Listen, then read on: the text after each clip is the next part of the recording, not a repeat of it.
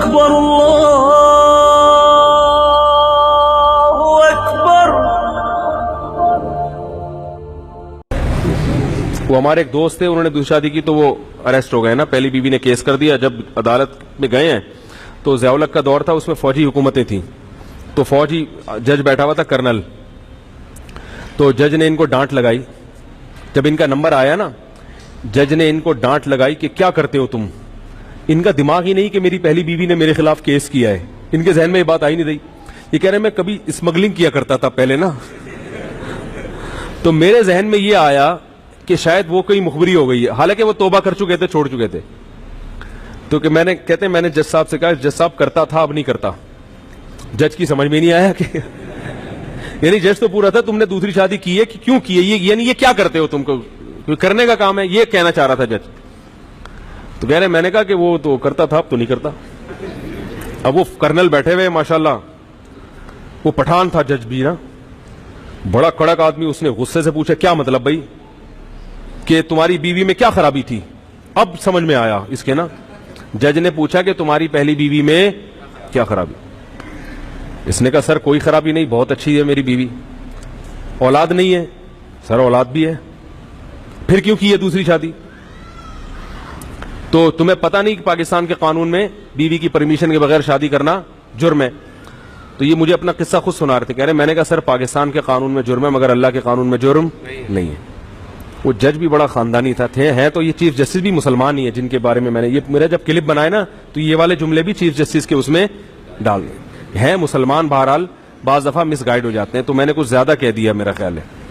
کہا تو صحیح ہے مگر میں گزارش کروں گا کہ انہوں نے بھی کلمہ پڑھا ہے. امید ہے اللہ کی رحمت سے انشاءاللہ یہ دلائل سن کے چیف جسٹس اپنی بات سے بے شک رجوع نہ کریں, لیکن دوبارہ ایسی بات نہ کریں, بس ہماری یہ گزارش ہے. اور ان کے بعد بھی کوئی اس قسم کی حماقت کرنے کی کوشش نہ کرے. قوم کو ایسی باتوں کی ضرورت نہیں ہے جن پہ 10 سوالات کھڑے ہوتے ہیں. تو چونکہ بہرحال مسلمان تھا, تو جب یہ بات سنی نا کہ اللہ نے اجازت دی ہے تو وہ اس کا غصہ کیا ہو گیا, ٹھنڈا ہو گیا. جج کتنے ہی برے ہوں, میں نے ایک بات دیکھی ہے کہ جب ان کے سامنے قرآنی آیات پڑھ کے سنائی جاتی ہیں تو تھوڑا سا نرم پڑ جاتے ہیں. ایک کیس میرے سامنے آیا تھا ایسے, وہ عدالت میں ایک صاحب گئے, جج نے ان کو ڈانٹ لگائی, انہوں نے قرآنی آیات پڑھی تو جج کا غصہ ایک دم. تو اتنے بھی برے ہمارے ججز نہیں ہیں جتنا ہم ان کو سمجھتے ہیں, اتنے بھی لبرل نہیں ہیں. تو گائیڈنس صحیح نہیں ہوتی بعض دفعہ جو دلائل دینے والا ہے اس کے دلائل مضبوط نہیں ہوتے. تو جب وہ قرآن کی آیت پڑھی تو وہ ایک دم نرم بھی پڑ گیا. اور پھر کہتے ہیں اس نے کیا کیا کہ جتنے بھی لوگ تھے نا عدالت کے کمرے میں سب کو باہر نکال دیا جج نے. کہہ رہے مجھے بلایا, قریب میں کرسی بلائی اور جو وہاں چائے والا ہوتا ہے اس کو بولا 2 چائے لے کر آؤ. کہہ رہا ہے اور مجھے اپنا کارڈ دیا, بولا اور کوئی مسئلہ ہو تو میرے سے رابطہ کرنا. کہہ رہے میں نے کہا سر وہ کیس کا. کہہ رہے چھوڑا میں نے بھی 2 کی ہوئی ہیں یار. اور کہہ رہے میں نے کون سا بیوی سے پوچھ کے کی ہے. جج خود کہہ رہے جو آرمی کے کرنا. کہہ رہا ہے بیوی سے پوچھ کے کون کرتا ہے, بیوی کہاں اجازت دے گی, بیوی کس کی پاگل ہے جو اجازت دے گی. تو یار ہم نے بھی کی ہوئی ہے. پھر اس نے خود بتایا, کہہ رہا میں تمہیں اندر کرنے کے چکر میں تھا, میرا ارادہ تمہیں کیا کر دوں گا, لیکن میں نے تمہاری صاف گوئی کی وجہ سے تمہیں یہ پروٹوکول دے رہا ہوں. وہ صاف گوئی کیا ہے, تم نے پہلی بیوی پہ الزام. کہہ رہے جتنے دوسری شادی کے کیسز آتے ہیں پہلی بیوی کو زبردستی بدنام کرتے ہیں. جس بیچاری کو ایک تو غم اس کا ہوا کہ سوکن کیوں آئی, اوپر سے ساری بلی کس پہ ڈال دیتے ہیں. میں بھی لوگوں سے کہتا ہوں, مجھے جب فون کر کے لوگ کیا کرتے ہیں اپنی پہلی بیوی کی برائیاں میرے سامنے شروع کر دیتے ہیں, حضرت میری بیوی میں اس لیے میں دوسری شادی کرنا چاہتا ہوں, میری بیوی میں یہ. میں نے کہا یار اس کے لیے اپنی پہلی بیوی کو بدنام کرنے کی ضرورت کیا ہے. آپ بولو حضرت میری بیوی بہت اچھی ہے کیونکہ اللہ نے اجازت دی ہے, میں حقوق پورے ادا کروں گا اس لیے میں کرنا چاہتا ہوں. خام ایک جھوٹ بول کے بلا وجہ ایک معصوم, ایک تو بیچاری پہ تکلیف تو ہوتی ہے تو نیچرل ہے نا, ایک تو غم اس کو یہ کہ سوکن اوپر سے اس کو پورے محلے میں کیا کر دیا, ذلیل کر دیا, بدنام کر دیا. تو جج نے کہا کہ جو بھی یہاں آتا ہے دوسری شادی کے کیس میں, پہلی بیوی نے اندر کیا ہوتا ہے نا اس کو کیس میں, تو وہ جواب یہ کیا کہتے ہیں, میری بیوی صحیح نہیں ہے. تو مجھے یہ اچھا لگا کہ تم نے بیوی پہ کوئی الزام نہیں لگایا. تو کہہ رہے چائے بھی پلائی, کارڈ بھی دیا اور بولے چلو شاباش. اور میرے پہلی وائف کو فون کیا, بولا یہ گھریلو مسائل ہیں, ان کو عدالتوں میں. کیسا خاندانی جج تھا یار, کتنے ایسے ہی جج سارے خاندانی ہو جائیں تو ملک میں کیا آ جائے گا. اس نے بولا یہ تمہارے گھریلو مسائل ہیں, شادی کر لی ہو گیا, ان کو گھروں میں بیٹھ کے شریفوں کی طرح عدالتوں میں اچھے لوگ نہیں آتے, یعنی فیملی میٹر لے کے ان چھوٹی چھوٹی باتوں پہ عدالتوں میں نہیں آتے, گھر کے مسائل کیا کرو گھر میں حل کرو, بیٹھو جرگا ورگا بٹھاؤ بھائی, ٹھیک ہے اب کر لیا, اب اس کو کیسے مینج کرنا ہے, کچھ اور کچھ حقوق کروا لو اس کے, بھائی اتنے پیسے دے دو, اس کو مہر میں اضافہ کر دو وغیرہ وغیرہ. یہ میں طریقے بھی بتا رہا ہوں عورتوں کو. اچھا بھائی, اگر مسجد میں درس یا حدیث دیا جا رہا ہے تو مقتدی کا مسجد سے اٹھ کے جانا جائز ہے اگر کام وام ہو. حدیث میں کلمہ لا الہ الا اللہ کے بڑے فضائل ہیں, تو اگر لا الہ الا اللہ تو محمد صلی اللہ علیہ وسلم. دیکھو لا الہ الا اللہ ایک مکمل کلمہ ہے, جب لا الہ الا اللہ کا ورد کریں تو لا الہ الا اللہ ہی ہے حدیث میں. باقی محمد رسول اللہ یہ اس لا الہ الا اللہ کا بطور ذکر کے حصہ نہیں ہے, کلمہ شہادت کے طور پہ حصہ ہے. تو ذکر جب کریں تو صرف لا الہ الا اللہ, اور علماء کہتے ہیں 10-15 دفعہ جب لا الہ الا اللہ کہیں تو ایک دفعہ کیا کہہ لیں, محمد رسول اللہ. تو یہ طریقہ ہونا چاہیے تاکہ حدیث کی مطابقت ہو جائے. باقی لا الہ الا اللہ محمد رسول اللہ کوئی پورا کرنا چاہے تو پابندی نہیں ہے, لیکن یہ جو ذکر اذکار ہے نا یہ توقیفی ہیں. کیا مطلب, حدیث میں جیسے آئے گا اسی کو فالو کرنا پڑے گا. تو حدیث میں صرف آتا ہے افضل الذکر لا الہ الا اللہ, سب سے بہترین ذکر کیا ہے, لا الہ الا اللہ. تو ہمیں پھر جب ذکر کریں گے تو وہ انہی ورڈنگ کا بھی ہم نے خیال کرنا ہے.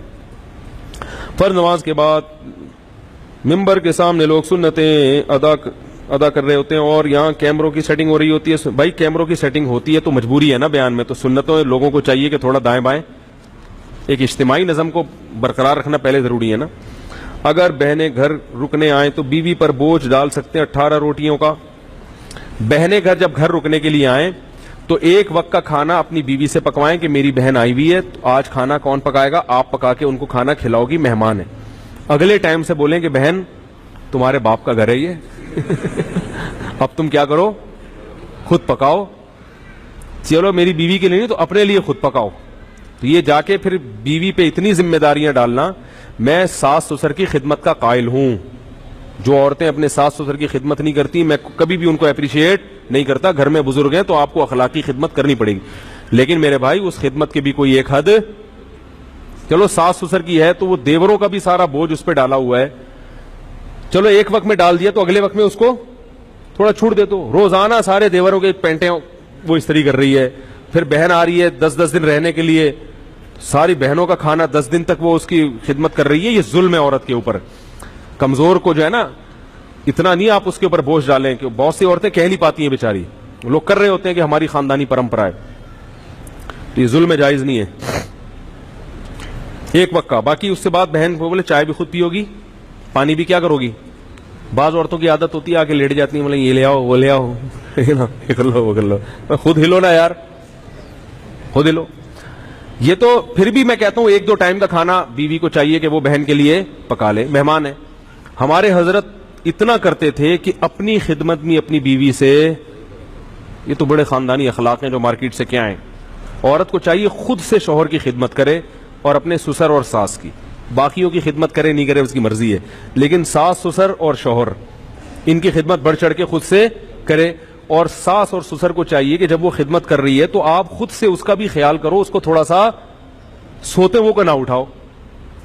اب ساس اگر بہت بوڑھی ہے بیچاری, اٹھ کے جا نہیں سکتی کچن تک, پھر تو چلو سوتی ہوئی بہو کو اٹھا دے.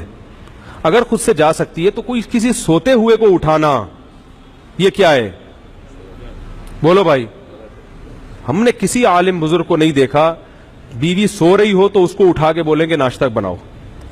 سوتے ہوئے کو جگانا یہ کیا ہو جاتا ہے, بشرطے کہ 18 گھنٹے سے نہ سو رہی ہو. آواز تو صحیح آ ہی نہیں رہی ہے, کیا کریں یار, تصویر پہ گزارا کریں آپ لوگ. تو یہ کچھ اخلاق ہوتے ہیں میرے بھائی. خام خامے چائے بنا لو یار. میں الحمدللہ گھر والے اگر سو رہے ہوں تو خود ہی چائے تو میں پیتا نہیں ہوں, لیکن اگر بھی بنانی ہو تو کیا کرتا ہوں. ایک دفعہ پکڑا گیا تھا, کوئی ملنے کے لیے آیا, میں چائے بنا رہا تھا اور وہ رشتے والے آئے تھے, تو انہوں نے کہا ان کا تو گھر میں رو بھی نہیں ہے. تو میں نے کہا آپ نے چائے بنا پکڑا ہے. ایک دفعہ ایک خاتون آئی تھی, جھاڑو لگاتے ہوئے پکڑ لیا تھا انہوں نے مجھے. واقعتاً میں جھاڑو لگا رہا تھا, آپ حیران ہوں گے.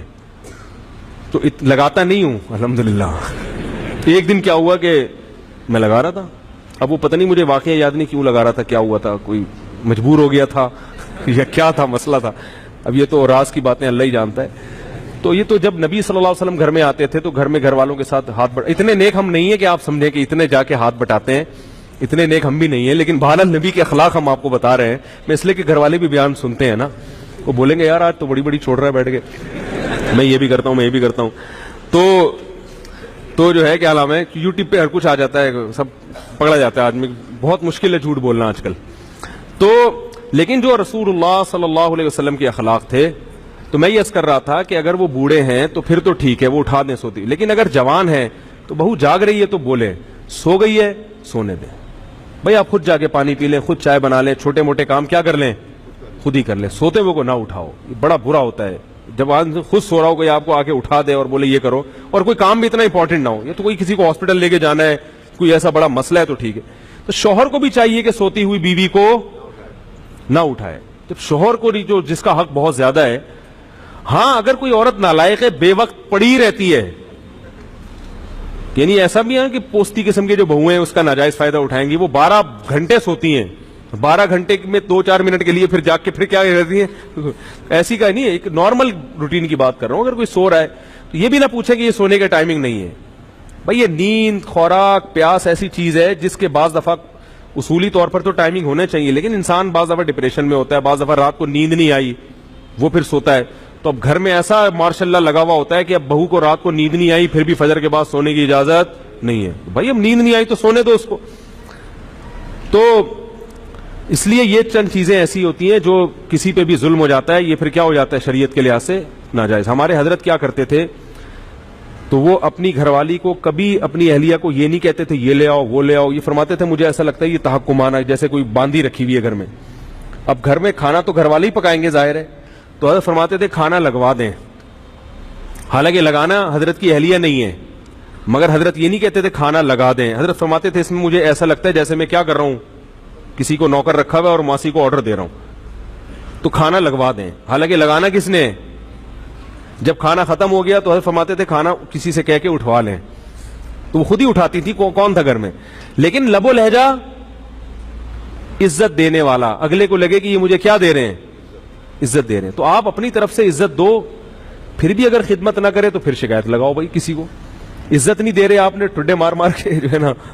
ہمارے حضرت کبھی اس کے قائل نہیں تھے کہ بیوی سے پاؤں دبوائے جائیں یا جوتے پالش کروائے جائیں، ہمارے حضرت کے جتنے ہم نے اکابر قریب کے گزرے ہیں ماضی کے، مولانا شریف تھانوی رحمۃ اللہ علیہ، انہوں نے بھی بہت سختی سے رد کیا اس پہ کہ بیوی سے اپنے بوٹ پالش، کیونکہ بیوی کا جو رشتہ ہے وہ پیرالل ہے، برابر۔ آپ کو اللہ نے جو حاکم بنایا ہے نا، تو یہاں حاکم کا مطلب کیا ہے، سربراہ، جیسے تبلیغ میں 4 آدمی نکلتے ہیں تو ایک کیا ہوتا ہے، امیر۔ امیر کا مطلب جب ان کی رائے میں اختلاف ہوگا تو اس کی بات سنی جائے گی، اس کا فیصلہ حرف آخر، تو جب گھر میں کسی رائے میں اختلاف ہوگا تو آخری فیصلہ کس کا ہوگا، مرد کا، یہ مطلب ہے حاکم ہونے کا۔ اب تبلیغ میں کسی کو امیر بنا دیا، وہ لوگوں سے اپنے بوٹ پالش کروا رہا ہے، پوچھا لگوا رہا ہے، ٹھیک ہے نا، سر کی چومیں نکلوا رہا ہے اس سے کہ میں امیر ہوں، وہ بولیں گے بھائی اس کام کے لیے تھوڑی امیر بنایا ہے، امیر تو اس کام کے لیے بنایا کہ گشت کہاں کرنا ہے، متکلم کون ہوگا، تو اس میں سب کو اگر ہم رائے لیں تو پھر تو اختلاف ہوگا، کوئی فیصلے پر آئیں گے نہیں، تو حرف آخر آپ کی بات ہوگی، آپ کی رائے آخری ہوگی، متکلم آپ نے اپنے پالش کرنے پہ لگا دی، اپنے بغلوں کے بال نوچنے پہ لگا دیا اس کو بٹھا کے کہ میں امیر ہوں۔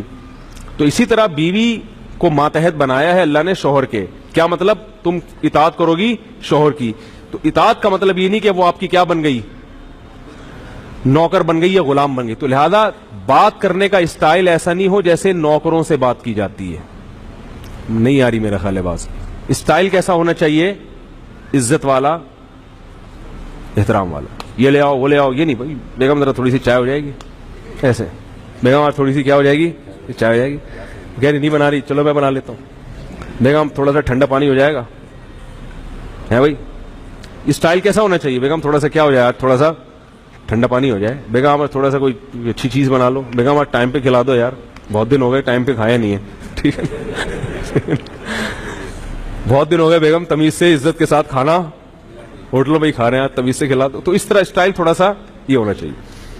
اگر شریف خاندان کی ہوگی تو سمجھ میں آ جائے گا اس کے، اگر اچھے خاندان کی ہوگی تو انشاءاللہ سمجھ میں آ جائے گا، اگر اچھا خاندان ہی نہیں ہے تو پھر اس کا کوئی علاج، پھر اس کو پولیس بھی سیدھا، کیونکہ پولیس والوں کی بیویاں، پولیس والوں کے بھی فون آتے ہیں میرے پاس بیوی سیٹنگ پہ نہیں آ رہی، کہتے ہیں یار تم نے بڑے بڑے گنڈوں کو سیٹ کر لیا ہے، کہہ رہے ہیں یار گنڈوں کو سیٹ کر لیا بڑے بڑے، بیگم سیٹنگ پہ، میں نے کہا گوگل پہ سرچ کرو ہر چیز مل جاتی ہے، بیوی کو قابو کرنے کا طریقہ نہیں ملتا گوگل پہ، میں نے کئی دفعہ لکھ کے دیکھا نہیں آیا، جواب ہی نہیں آیا۔ اللہ اکبر اللہ